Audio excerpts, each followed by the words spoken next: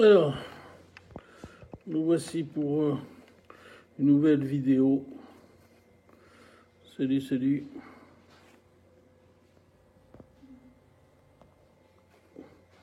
« 14. Virginie, bonjour. Stéphanie, notre psychologue, bonjour. Paul, bonsoir. Marie-Claude, Massa. Monia, bonsoir, vous êtes où? Caroline Keller intervient souvent dans notre groupe. Une grande participation de Caroline. Bonsoir Nina. Coucou. Harry, bonsoir. Bonjour.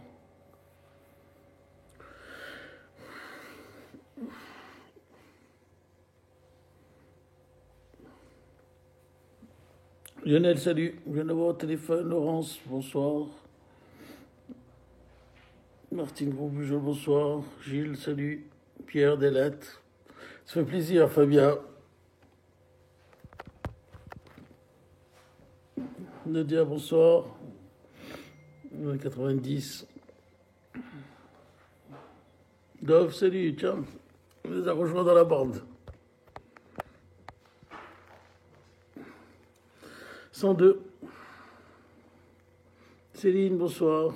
Sanda de la Marsa, notre professeur de Tunis, qui nous aide énormément sur le groupe et qui s'occupe à Tunis d'organiser les préparatifs pour faire face à ce virus. Bibi, salut. Mon frère André, salut Dédé. Carole Parienne, bonsoir.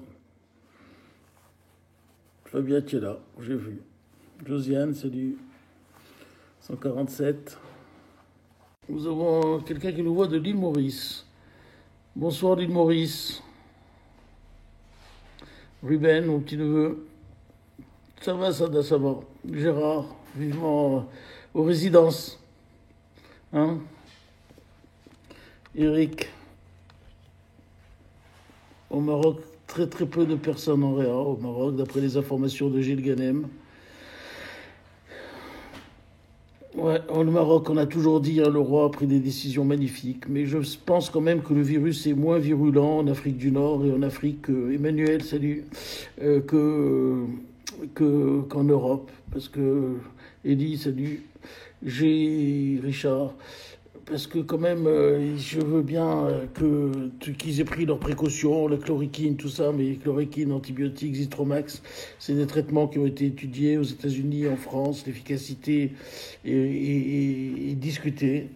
Et donc, je pense quand même, j'espère en tout cas qu'il y a un virus qui est un peu moins fort. Ara Boukari, bonsoir, de Tunis.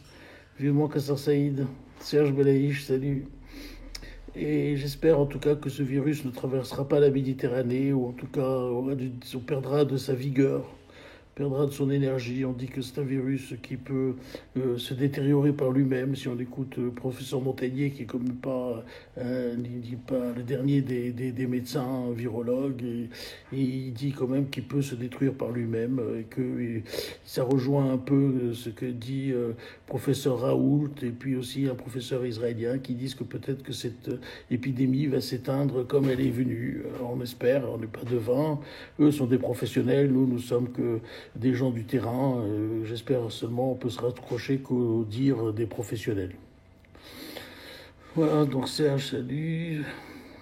Alors, on avait dit que ce soir, on allait faire une session questions-réponses. Lizzie d'Afrique du Sud. Salut d'Afrique du Sud. En Grèce aussi, il n'y a pas beaucoup de cas, ni au Portugal. Alors on explique ça, le Portugal, parce qu'ils ont peu de frontières, ils n'ont qu'une frontière avec l'Espagne, et que ce n'était pas la saison touristique, donc ils n'avaient pas beaucoup de cas importés. Je crois que la Grèce aussi. La Grèce, c'était pas tellement la période touristique, donc ils n'avaient pas beaucoup de touristes, donc ils n'ont pas eu beaucoup de cas importés. C'est des pays, on explique le peu de cas par ce fait-là. Voilà. Mais aussi peut-être qu'ils avaient pris des dispositions. Je sais qu'au Portugal, ils distribuent beaucoup de masques. Bon. Valérie Haïch, bonsoir. Harry, bonsoir. Alors, on demande au docteur Sandal qu'il nous fasse une vidéo. Je lui ai demandé la vidéo sur le protocole tunisien. Je lui ai demandé, et elle est en train de réfléchir pour la faire. Sanda, tu écoutes, hein, ça a été demandé, Philippe, bonsoir, ça a été demandé, c'est pas la première dame qui nous demande que tu fasses un point sur la Tunisie. Et d'ailleurs, s'il y a un médecin marocain qui nous écoute, ce serait intéressant aussi qu'un jour il nous fasse un point sur ce qui se passe au Maroc. On peut faire une vidéo. Malek, salut. Oui, je pense que c'est une bonne idée. Elle a fait déjà une vidéo, Sanda, et c'était déjà au début. Vous n'étiez pas très concerné en Tunisie, mais maintenant qu'on a beaucoup de Tunisiens sur notre groupe, effectivement, on pourrait repenser, faire une vidéo en direct pour faire un peu l'état des lieux, un peu comme je fais. Arline, bonsoir. Voilà, ce que je disais, oui, d'abord, je voulais commencer ce soir par vous donner de bonnes nouvelles. Moi, j'aime bien commencer toujours par les bonnes nouvelles parce que ça met toujours un peu de baume au cœur. Et les bonnes nouvelles, comme il n'y en a pas beaucoup, autant en profiter. Et vous savez que moi, l'avantage que j'ai sur les gens, vous avez vu la conférence de presse hier pendant 2 heures, une discussion, on n'a rien compris. Bon, bref, ça a duré 2 heures, les gens n'ont pas compris grand-chose. Au bout d'une demi-heure, tout le monde est parti. Un amoncellement de chiffres, de courbes et de choses comme ça. Bon, moi, ce que je peux vous dire, c'est que sur le terrain, voilà, moi, je suis quelqu'un du terrain et je me reprends mes renseignements sur le terrain. 2 amis qui ont plus de 65 ans se sont portés volontaires, je vous l'ai déjà dit, pour faire les urgences, un à la Riboisière, l'autre à Bichat. Les deux qui sont là-bas depuis 3 semaines, un mois, et qui ont vu la pire catastrophe de guerre que vous pouvez imaginer, eh bien les deux, on leur a dit qu'ils pouvaient ne plus venir demain parce qu'il y avait pratiquement plus de cas aux urgences de Covid-19.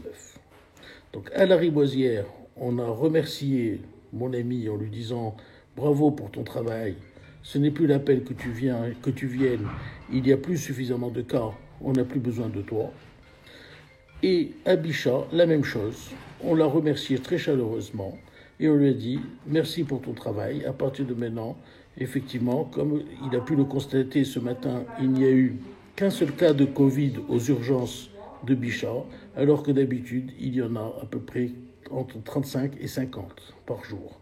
Donc vous voyez que le niveau de malades qui arrivent à Bichat et à la Riboisière, qui sont quand même 2 gros hôpitaux parisiens, ça a considérablement diminué. Donc tout ça est quand même de bon augure. Ça veut dire que la charge virale sur Paris, en tout cas, et probablement Île-de-France, est en train de diminuer considérablement. Je vous dis aussi que bon, j'ai des amis qui étaient aux urgences, mais j'ai d'autres amis qui sont au niveau des réanimations. Les réanimations sont toujours malheureusement un peu tendues. Pourquoi ? Parce que les patients y passent malheureusement beaucoup de temps. C'est ça le problème. Le problème, c'est que quand vous avez un Covid qui est hospitalisé en réanimation, les poumons sont très touchés. Et il faut que les poumons guérissent et pour qu'ils puissent de nouveau se ventiler. Je vais vous en reparler tout à l'heure de la réanimation. Voilà, donc voilà pour les points positifs. Donc il y a moins de malades Covid qui sont déclarés actuellement. Ça, c'est sûr et certain. On peut vous dire, vous pouvez voir les courbes de quoi vous voulez, le professeur Salomon, tout ça. Peu importe. Croyez-moi, il y a moins de malades en Île-de-France, et c'est sûr et certain, qui ont un nouveau virus. Par contre, il y a des malades qui sont toujours atteints, parce que comme vous le savez, je vous l'ai toujours expliqué, entre le moment où vous rencontrez un cas et que vous contaminez et que vous déclarez la maladie il y a 14 jours, et entre le moment où vous déclarez la maladie et le moment où vous allez en réa, il y a encore 12 jours, donc ça fait déjà 26 jours, et quand vous êtes en réa, vous restez à peu près 3-4 semaines de moyenne. Donc vous voyez les délais qu'il y a entre le moment où vous êtes contaminé et le moment où vous sortez de réa. Ça fait pratiquement 2 mois. Donc c'est pour ça qu'on est toujours un peu tendu, parce que les premiers malades de la première vague sont pratiquement tous en réa. Voilà. Ceux qui étaient en réa, ils sont toujours en réa en tout cas. Mais le nombre de nouveaux malades diminue, c'est pour ça que le nombre de lits est diminué. Donc les gens ont moins de mal à avoir des lits de réanimation, et c'est ce qui est le plus important. La deuxième chose qui me rendait optimiste, c'est quand j'ai vu quand même, parce que j'ai quand même vu hier le Premier ministre, sa conférence de presse, et j'ai vu ces photos, les photos avec les atteintes. Et je veux aujourd'hui féliciter, mais vraiment féliciter très chaleureusement les gens de l'Est, les gens d'Île-de-France et les gens de Hauts-de-France. Parce que je ne sais pas si vous avez vu la courbe hier. Tout l'Est était atteint et rien n'est parti vers l'Ouest. On a fait le confinement et le confinement a marché. Nous avons, on peut dire, je pense, en tout cas moi, je ne suis pas un épidémiologue, je ne suis pas un virologue, mais je pense qu'on a protégé tout le reste de la France. En faisant le confinement, on a protégé tout le reste de la France. C'est-à-dire que tout l'Ouest, tout le Sud sont très très très peu touchés. Mais pourquoi? C'est pas un hasard. Le virus, il ne va pas s'arrêter en route. Pourquoi il n'est pas parti? Parce qu'on a fermé Paris, parce qu'on ne pouvait pas aller de Paris à Bordeaux, de Paris à Lyon, de Paris à Lille, non, Lille soit touchée, de Paris à Marseille ou de Paris à Cannes. Donc, on a fait un travail merveilleux. Moi, je voudrais vous féliciter, tous les confinés, tous ceux qui traînent des jours entiers à la maison, qui n'en peuvent plus. Mais bravo, bravo, bravo. Vous avez, je peux vous le dire, vous avez sauvé le reste de la France. Oui, vous avez sauvé le reste. En se confinant, nous, à Paris, en Île-de-France, les Hauts-de-France et l'Est de la France, vous avez empêché que ce virus se propage dans tout le reste de la France. En empêchant les trajets entre les différentes villes, vous avez empêché que ce virus se diffuse. Vous savez, l'histoire de la contamination, c'est simple. Vous rencontrez quelqu'un, vous êtes contaminé, vous le rencontrez, vous le contaminez. Quand vous mettez un masque, vous mettez une barrière. Quand vous avez une frontière que vous franchissez pas parce que la voiture ne peut pas y aller, vous mettez une barrière. C'est une question de barrière, le virus. Plus vous mettrez de barrières entre le virus et les gens, et moins il y aura de gens atteints. Donc, pour vous, mettez des masques, première chose, et puis restez confinés. Plus vous resterez confinés, restez sérieusement confinés jusqu'au 11 mai, vous verrez que si on reste confiné jusqu'au 11 mai, on pourra sortir en toute sécurité parce que la charge virale aura beaucoup diminué. Quand je vois tous ces gens dehors, je suis affolé. Je me dis encore, ils sont dehors sans masque, avec les gosses, et ils jouent. Bon, tant pis, il y a des gens qui ne veulent pas comprendre, il y a des gens qui sont jeunes. Moi aussi, j'étais jeune, j'avais 25 ans, j'étais insouciant. Quand on me dit à 25 ans, si on m'avait dit, il faut rester un mois à la maison, peut-être que je ne l'aurais pas respecté. Si j'avais pas un père fragile ou quoi, je l'aurais fait pour mon père ou pour ma mère, mais je l'aurais pas fait pour moi, parce que si vous voulez qu'il vous arrive, à 25 ans, vous vous croyez immortel. Donc moi, je les crois, moi, je comprends que tous ces jeunes soient dehors avec leurs gosses. Mais nous qui sommes un peu consciencieux, qui avons un peu de recul, un peu d'esprit de critique, nous, il faut on sait qu'il faut rester à la maison, on sait qu'il ne faut pas sortir. Donc je vous en prie, on est sur le bon chemin. Vraiment, quand j'ai vu la courbe d'hier, je me suis dit bravo les Parisiens, bravo les gens de l'Est, bravo les Hauts-de-France. On peut être fiers de nous, on a fait un bon boulot. On est la troisième brigade, comme nous a appelé Macron. Et cette troisième brigade a tenu, on a tenu bon. Et moi, je peux vous dire, je pense que franchement, on a sauvé le reste de la France. Et je suis sérieux dans mes propos. Je pense que si on n'avait pas respecté le confinement, on aurait été dans d'autres situations maintenant, parce que toute la France aurait été touchée. Donc c'est la première chose que je voulais dire. Je voulais dire bravo à tous ceux qui ont respecté le confinement, et je leur demande de rester toujours dans le confinement et de respecter ça. La deuxième chose que je voulais dire bravo à ceux qui sont dans le coma. Parce que ceux qui sont dans le coma, ils se battent longtemps. 15 jours, 20 jours, un mois. C'est terrible, vous imaginez pas. Que vous êtes dans le coma, c'est une guerre de tous les moments.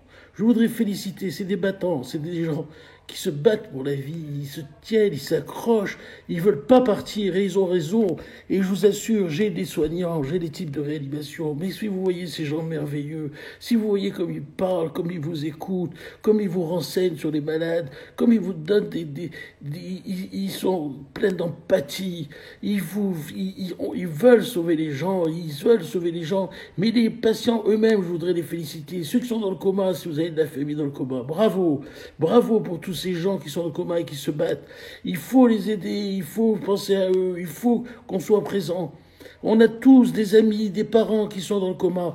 Pensez à eux très fort, très très fort. C'est des héros, ce sont des héros les gens qui sont dans les comas. Passez 21 jours, vous savez, des sondes à droite, à gauche, une trachéotomie, des trucs, on souffre et ils tiennent.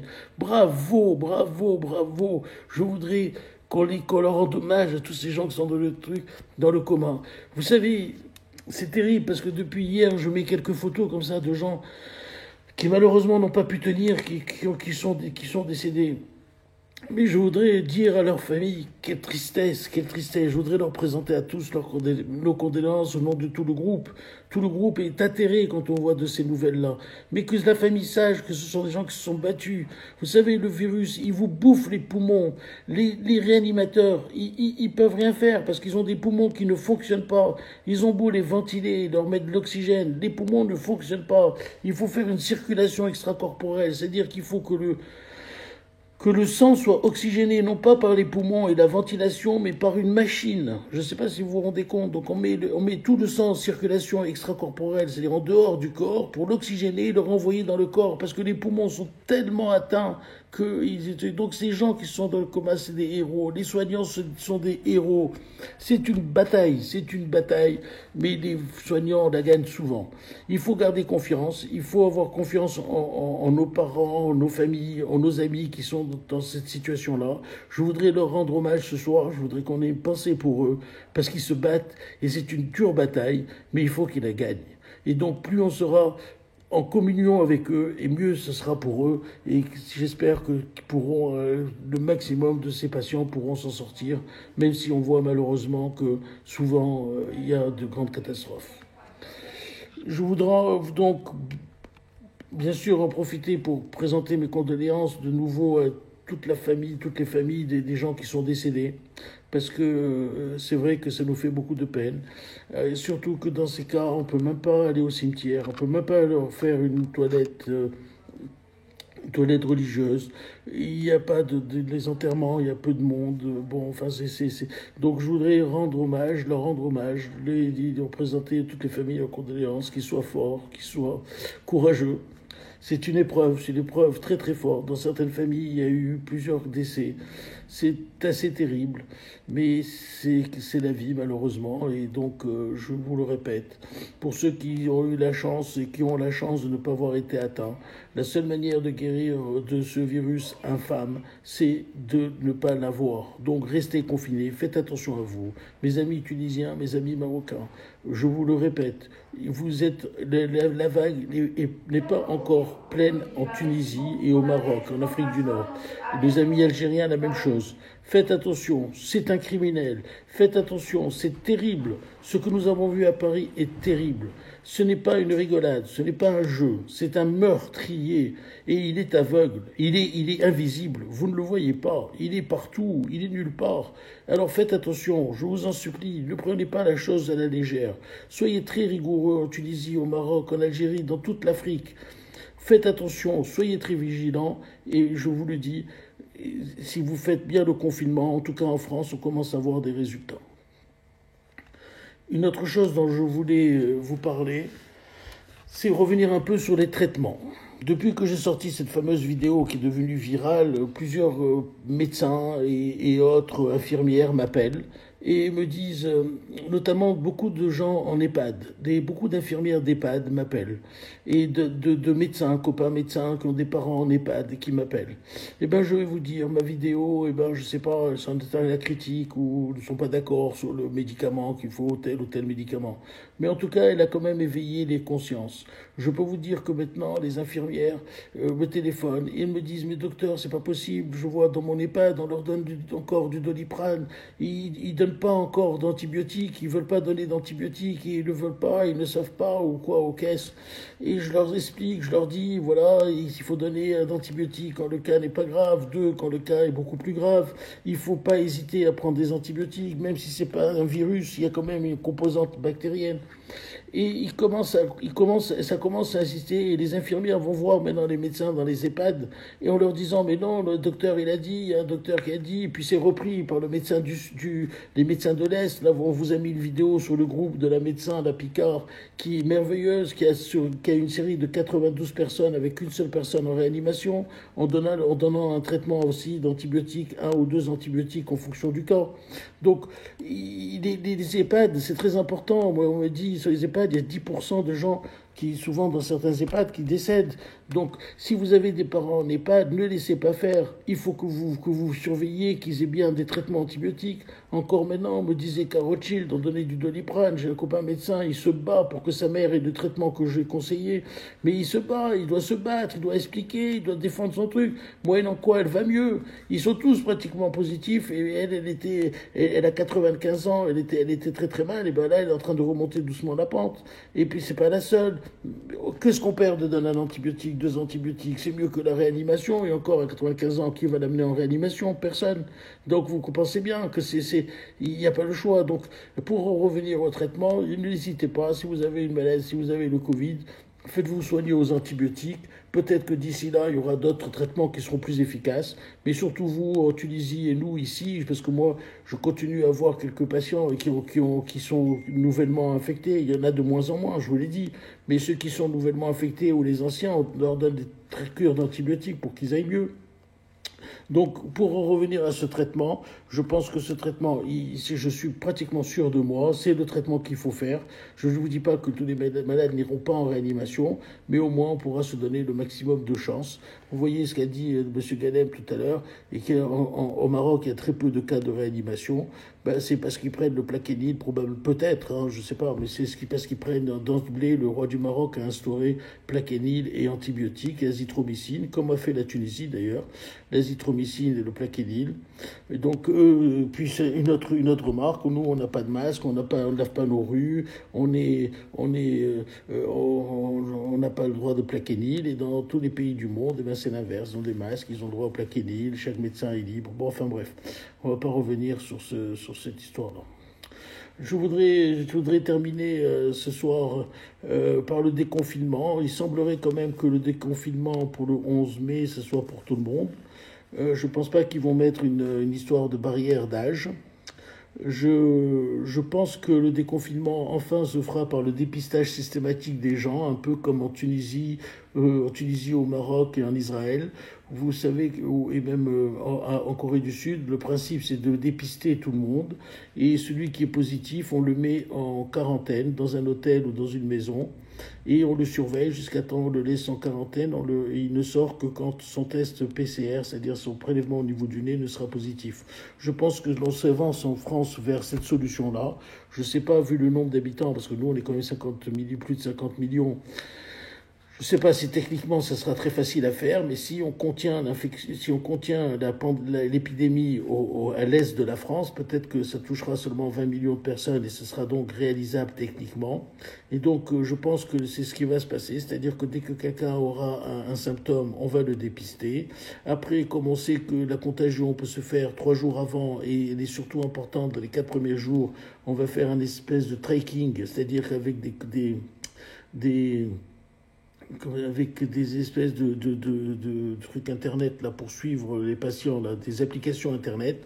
On va pouvoir marquer les gens par le téléphone, ceux qui sont positifs et ceux qui ne le sont pas, et on va pouvoir savoir qui a rencontré qui, et on pourra comme ça individualiser ceux qui sont positifs et ceux qui risquent de le devenir parce qu'ils se sont mis en contact avec des gens qui étaient positifs.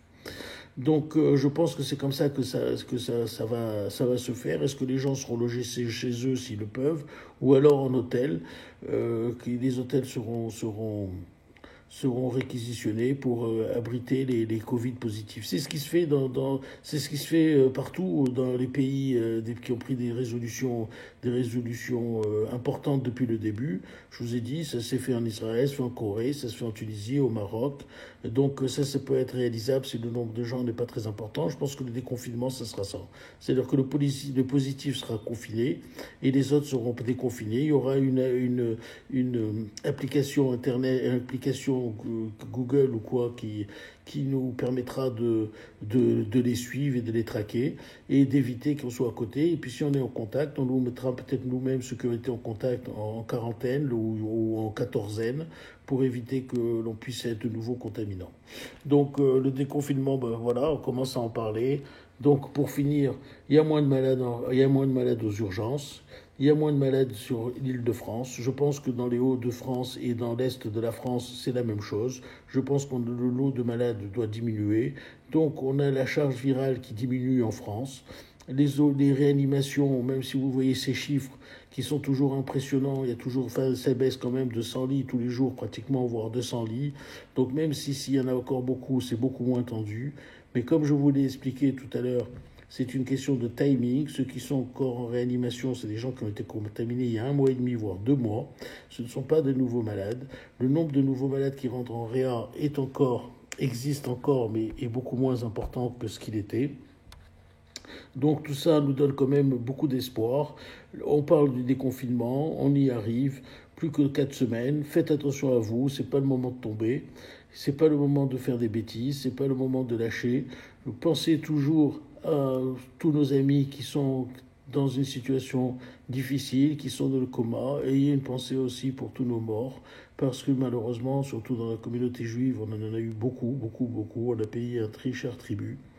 Et je voulais vous dire que n'ayez pas peur, parce que vous savez toujours qu'ensemble on est plus fort. Je vous souhaite une excellente soirée et je vous dis à mercredi ou jeudi. Allez, bonsoir.